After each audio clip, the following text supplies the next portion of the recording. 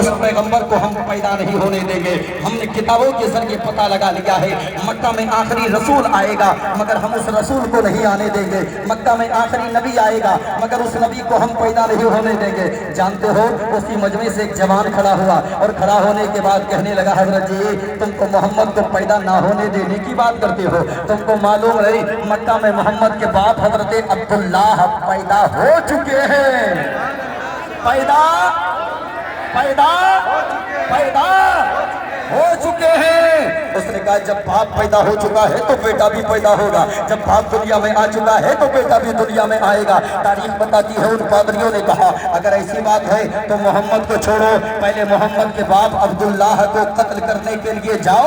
ایک جوان آگے بڑھا، کہا یہ کام میں بڑی آسانی کے ساتھ کر سکتا ہوں۔ کہا کرو گے؟ کہا ہاں کروں گا۔ اس نے کہا بدلے میں مجھے کیا ملے گا جی؟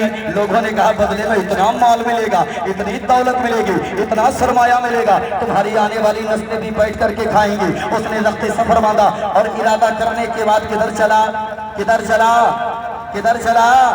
مکہ کی جانب چلا۔ کہاں چلا؟ مکہ کی جانب چلا۔ تاریخ بتاتی ہے سفر کرنے کے بعد جیسے ہی سرحد مکہ میں داخل ہوا، حرم کعبہ میں آیا، اس کی نگاہوں نے دیکھا کہ چھوٹے چھوٹے بچے وہاں کھیل رہے ہیں۔ انہی بچوں میں ایک بڑا خوبصورت بچہ کھیل رہا ہے، بڑا حسین و جمیل بچہ کھیل رہا ہے۔ مورخ لکھتا ہے وہ خوبصورت بچہ کوئی اور نہیں تھا بلکہ میرے نبی کے باپ حضرت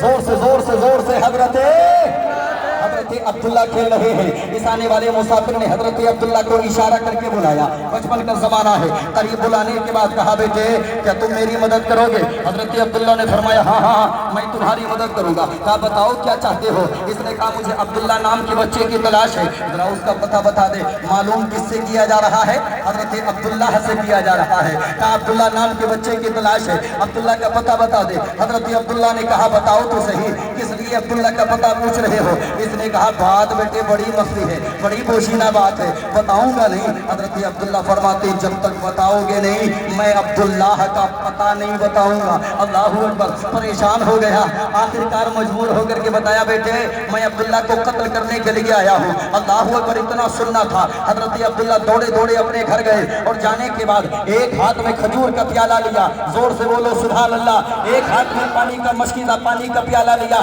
ایک ہاتھ میں پانی کا پیالہ، دوسرے ہاتھ میں ایک کھجور کا پیالہ لینے کے بعد اسی مسافر کے پاس آئے۔ آنے کے بعد کہنے لگے مسافر ہو، تھکے ہارے ہو، سفر کر کے آئے ہو، کیا ہی بہتر ہوگا پیاس لگی ہوگی پانی پی لو، کھجوریں کھا لو، بھوک لگی ہوگی۔ تاریخ بتاتی ہے اس نے کہا بیٹے مجھے کھانے کی ضرورت نہیں ہے، بس عبداللہ کا پتہ بتا دے، جلدی سے اپنا کام کر کے واپس چلا جاؤں۔ حضرت عبداللہ کہتے پہلے کھاؤ اس کے بعد بتاؤں گا، پہلے کھاؤ اس کے بعد بتاؤں گا، پہلے کھاؤ اس کے بعد بتاؤں گا۔ اور یار ہم تو آج دیکھتے ہیں نا کہ آتا ہے فقیروں پہ انہیں پیار کچھ ایسا، خود بھیک دے اور خود کہے منگتے کا بھلا ہو۔ یہ دراز زمانے دراز سے یہ روایت چلی آ رہی ہے۔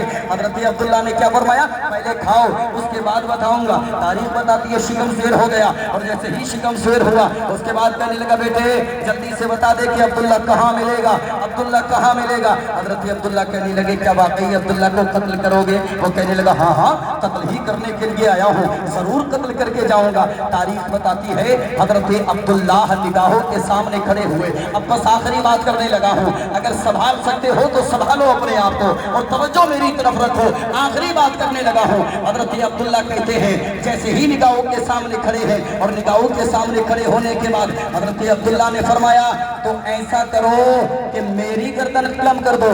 آنے والا مسافر کہنے لگا بیٹے تم نے تو میری مدد کی ہے، میں بھلا تیری گردن کیسے قلم کروں گا؟ مورخ لکھتا ہے حضرت عبداللہ فرماتے ہیں آنے والے مسافر جس عبداللہ نام کے بچے کی تجھے تلاش ہے نا وہ عبداللہ کوئی اور نہیں ہے، عبداللہ تیری نگاہوں کے سامنے کھڑا ہے، تیری نگاہوں کے سامنے کھڑا ہے۔